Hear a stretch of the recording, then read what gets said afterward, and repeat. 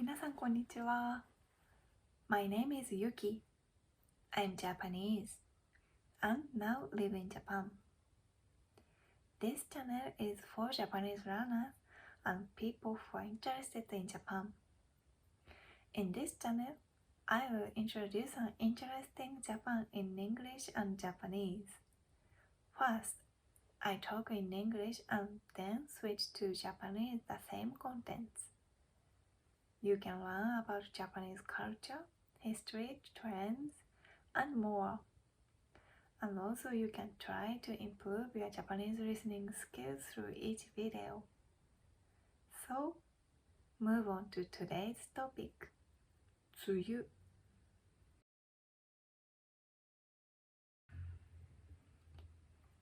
In Japan, there is a period called Tsuyu where it continues to rain for a few weeks from around June.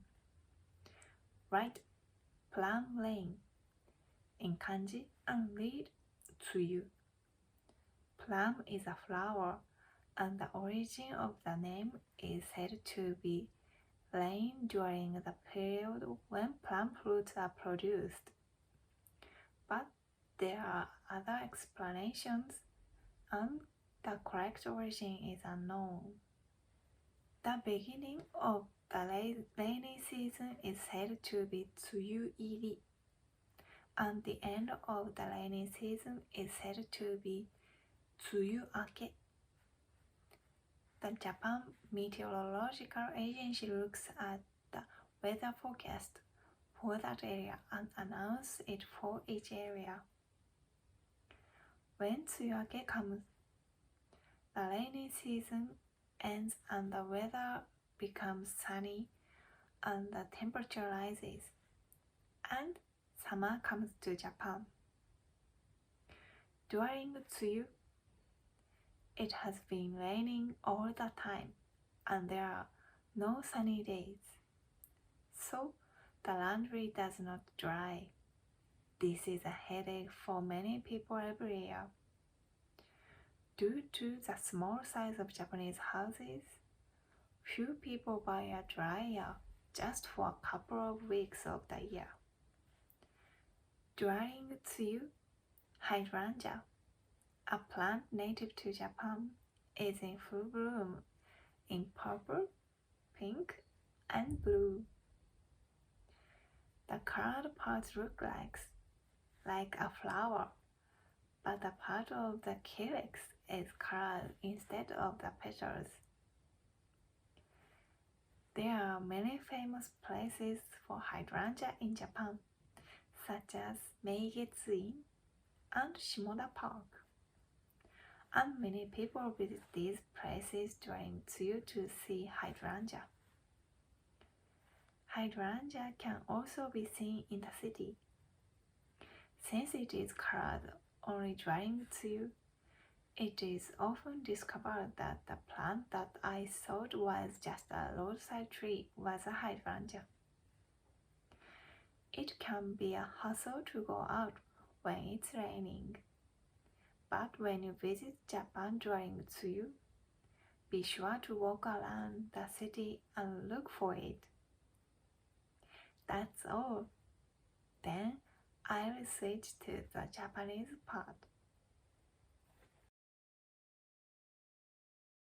日本では6月頃から2、3週間、雨が続く梅雨という時期があります。